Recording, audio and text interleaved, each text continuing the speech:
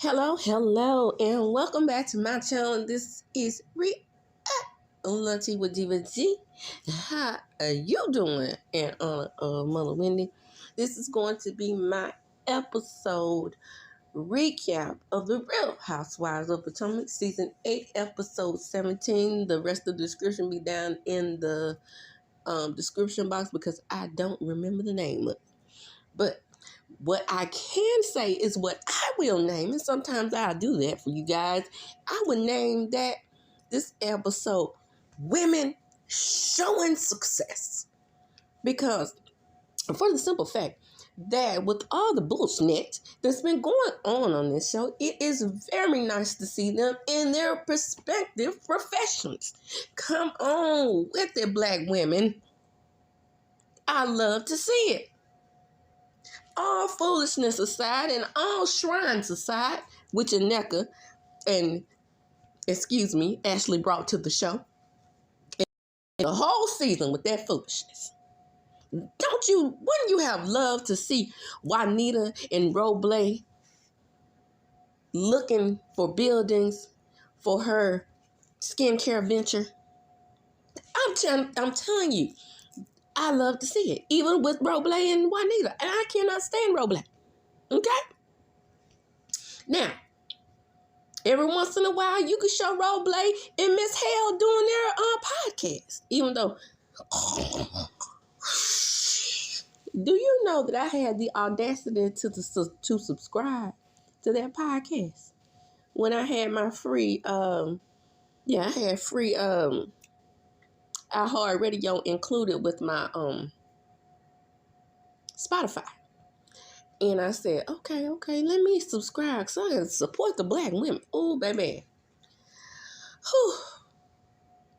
Whew.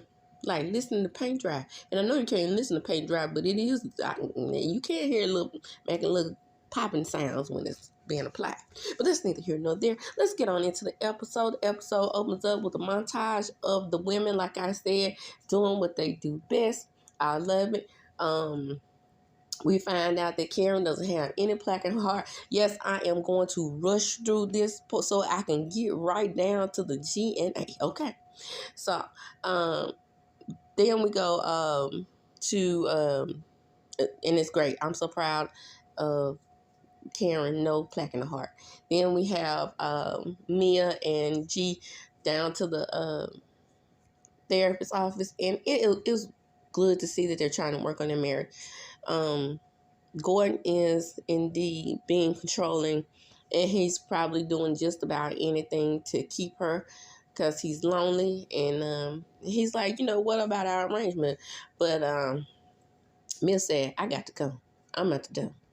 Okay? And we can see her flouncing around with that DJ Rhop.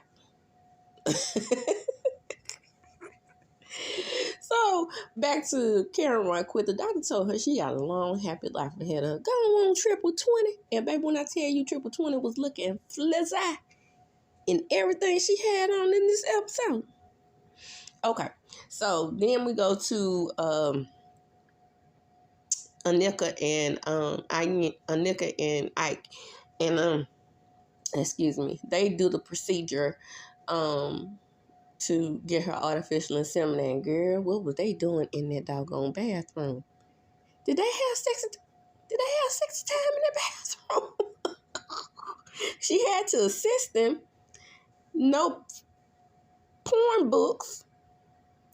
So, and no flesh show. So that means they had sex time. And she hopped right back on that table. That reminds me of Milk Hope. She hopped right back on that table after they had sex time. Because I think that's what they did in that bathroom. To get him off, you can't stop me. You drive me crazy. Get me off. Shout out to New Edition, in case y'all don't know that one. But anyway, so they go to the photo shoot, right? And I'm not gonna go through all. Oh, I forgot about Candace's little short, her little very, very short, like this therapy session. She already figured out all her problems. All she got to do is have had her baby, and she feels like she's getting in her own way because of her career. And a lot of people are downplaying Candace's career, but Candace may not be booking big shows with the Deep Space album.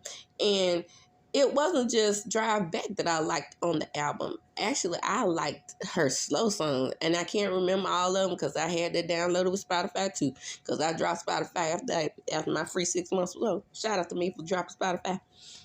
And but I recall more so me liking her slow song and that song that she had with Q. Oh my goodness.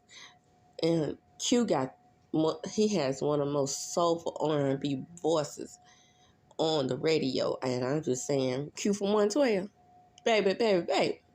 And her song with Tracy. Shout out to Tracy. R.I.P. Oh, my favorite Braxton sister. Yeah. Even over Tony. The popular one. The superstar. When it came to Braxton family values, Tracy was my superstar. And I'm just keeping it 115. So we go to the photo shoot, right? And they all are assigned icons. And I'm just going to go over the ones I remember. I don't remember all of them, I think. Okay, so Giselle was Beyonce. Ashley in her forehead was Dorothy Dandridge. Karen was, see, that one left me. Maybe I'll come back to it. Mia, Pam Grier. No, I didn't see it. Why didn't you get her a fro? Right? I think she would have looked better with a fro. Then we have, that would have completed. Then we have Robin. She was Mariah Carey. No, ma'am. No, ma'am, Sam. Was they going by color and the mixture of it all? I don't know. But I don't see it. I don't see it. And, oh, my friend Wendy, Miss Dr. Wendy, baby, she was going to be Miss Cheryl Lee Ralph, the queen of Abbott Elementary. Baby, when she said that she was going to be Cheryl Lee Ralph, I was like, when they picked Wendy for Cheryl Lee Ralph, oh my goodness, iconic, right? And then they picked Candace to be Diana Ross. That was a perfect pairing because, Candace giving you a little deeper flavor, baby. Why I do Karen like that? Now I remember the Grand Dame of Potomac. The Grand Dame is going to be Lena Horne. How did I forget that? Beautiful, beautiful, elegant, talented Lena Horne. How did I forget? And so they go on to say that Mia says, well, I had to break the bad news to Naka because she just got here and we just not going to have her in the shoot.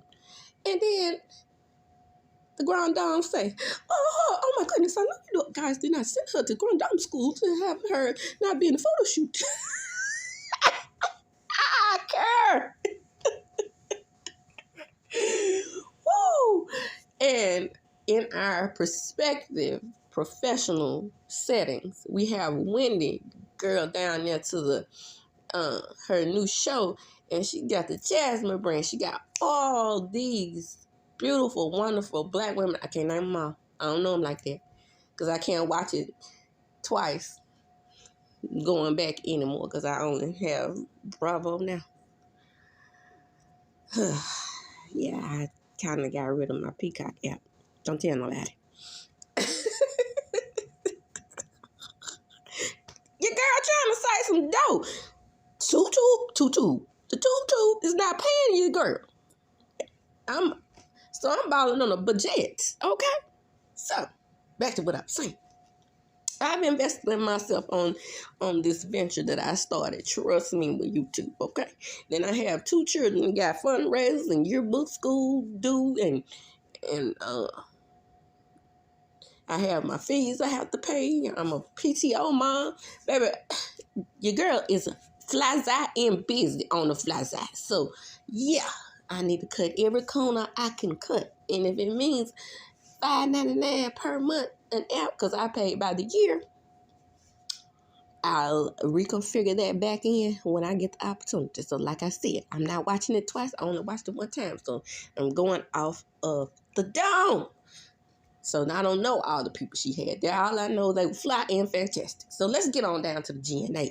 So the models come out and, Wendy and Candace especially are shading the shit out, right? Then Candace say, I want to say she said a souped up version of Alibaba,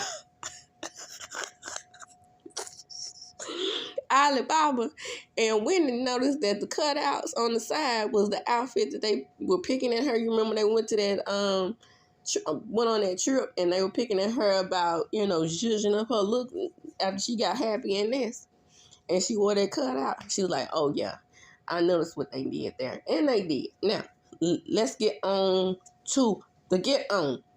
So Mia lets them know that Giselle's father is having surgery. And Twitter is all in an uproar, calling.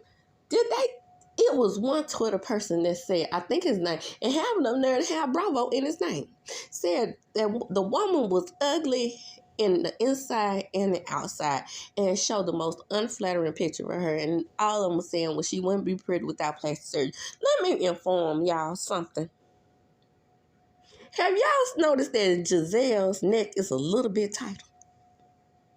If you don't think she had surgery on that neck and it just got tighter on its own, you have lost your damn mind. Okay? So,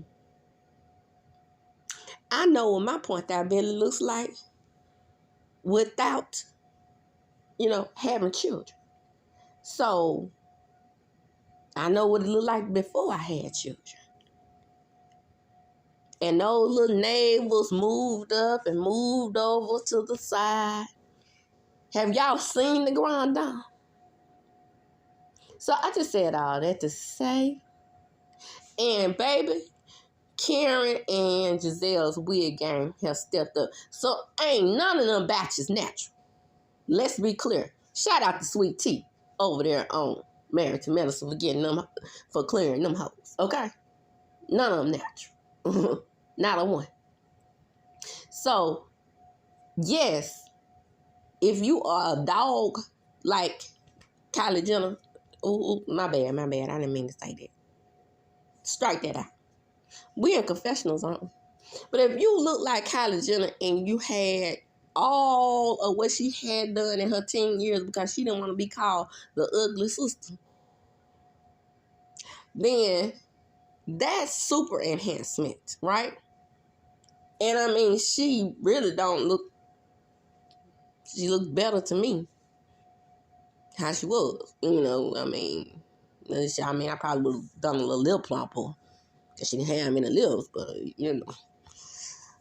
she don't even look like the person she was. Wendy looks just like Wendy with a done body.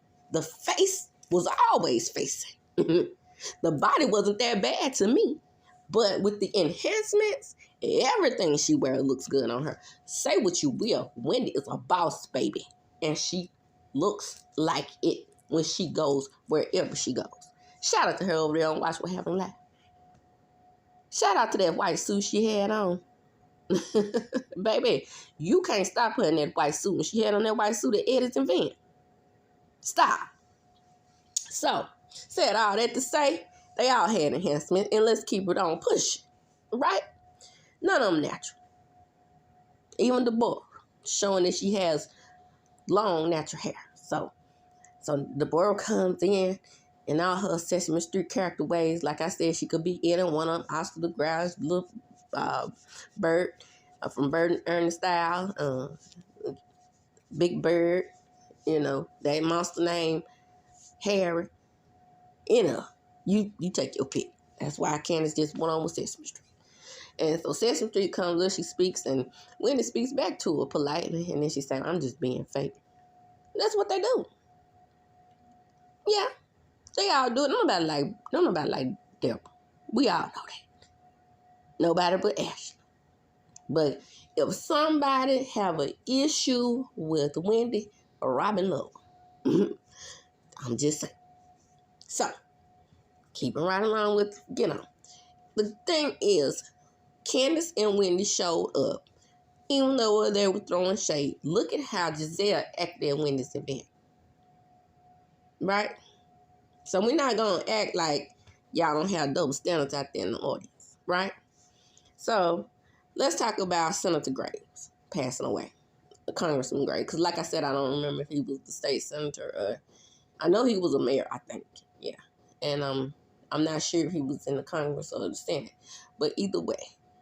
Now, we do know he had racial undertones when he was in the Congress, right? We have to understand that during his time, right, they picked lighter-skinned black people for roles like that because they were non-threatening. Now, I don't know what people came up with the darker-skinned black people were evil, but that is a thing in the black community. Let me inform you, since you are all so confused about what colorism is. Yeah, we did that to each other. And we did it to each other. No way to naturally stop it because of slavery. Because my best friend experienced that from her mother. And I hadn't seen a more blatant colorist in my whole entire life than my best friend's mother. So I know what darker skinned black women go through in America. Don't try it, audience. Don't try Caucasian Americans that's speaking on our issue. Don't try light-skinned privileged Americans that's speaking on the darker-skinned women issue. The reason why I, as a mid-brown complected woman, can speak on it is because I know firsthand and I understand it. Now, if you are a lighter-skinned woman, if you are the color of Giselle and Robin and you understand it, different story. Or Karen, or Corin for that matter. And you understand it, different story. But these women act like they lost. Okay? So that's why people like me that's doing recaps have to break it on down. Every time. I don't care. So, said all that to say, I can understand that people are looking at Wendy as though she's just much more evil than Giselle. Because across the globe, lighter skinned, fair skinned people are considered non-threatening. Which goes back to Garcelle's point over there on Real Housewives of Beverly Hills. And then all in the comments, can we get rid of Garcelle? She's always bringing race into it. Well, she is a darker skinned black woman, so she can understand what that means to her when somebody calls her aggressive. And remember, what did Ashley say about Wendy when she said, I'm Dr. Wendy to you, Miss Sweetie? What did she say to her?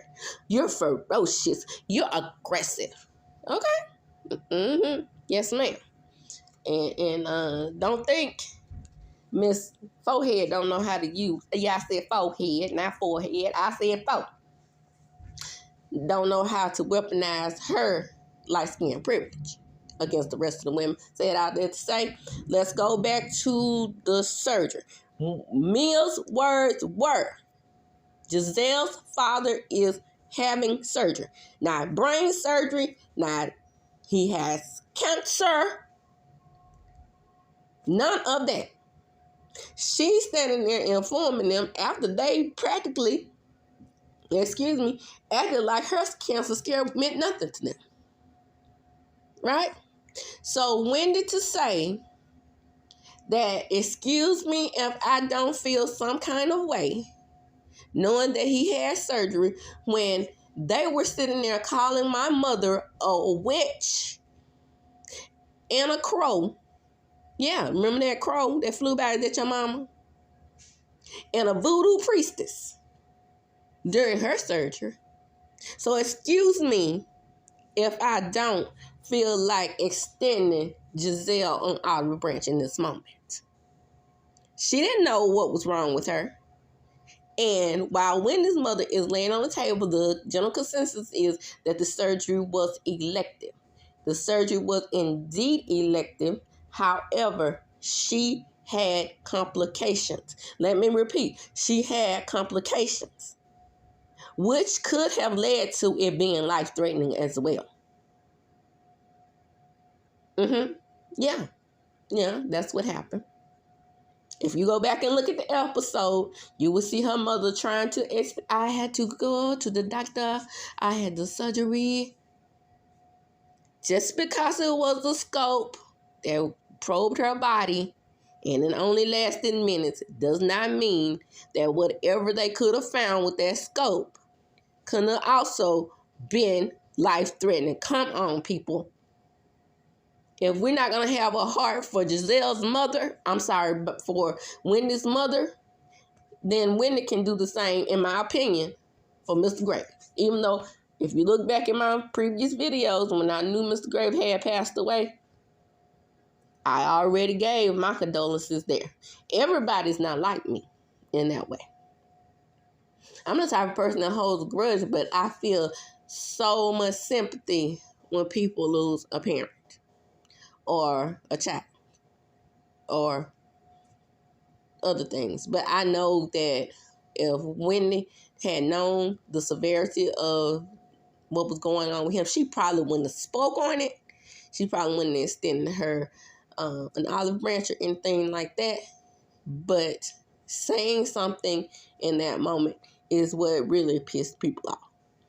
She just didn't know how serious it was. I'm telling you, I know she did. And I don't take Wendy to be the type of person to be so cold like, oh, child, I don't care that Mr. Gray got the cancer. Who cares?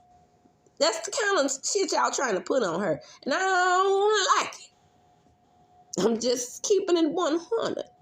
I don't like it. And the question is, if that were Wendy's mother, who had actually told Giselle that her mom had brain cancer, well, how you think Giselle would have reacted?